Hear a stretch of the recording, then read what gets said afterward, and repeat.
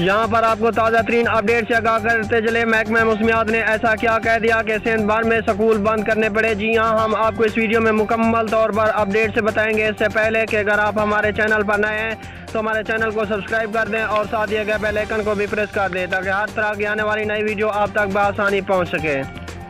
بتاتے چلے، سندھ حکومت نے صوبے بھر میں 1 اکتوبر بروز جمعہ کو تمام تعلیمی ادارے بند کرنے کا اعلان کر دیا۔ وزیر تعلیم سندھ سید سردار شاہ کے مطابق موسم کی صورتحال اور تیز بارش کے پیش نظر آج تعلیمی ادارے بند رہیں گے۔ سید سردار شاہ کا کہنا ہے کہ فیصلے کا اطلاق تمام نجی و سرکاری تعلیمی اداروں پر ہوگا۔ اس سے قبل ہی آل سندھ پرائیویٹ اسکول اور کالج ایسوسی ایشن غیر یقینی موسم کی صورتحال کے باعث پرائیویٹ اسکول اور کالج بند رکھنے کا اعلان کر چکی ہے۔ All Sindh private school and college association کے چیئرمین حیدر علی کا کہنا ہے کہ بارشوں سے متاثر اضلاع میں سکول بند کرنے کا فیصلہ کیا گیا ہے۔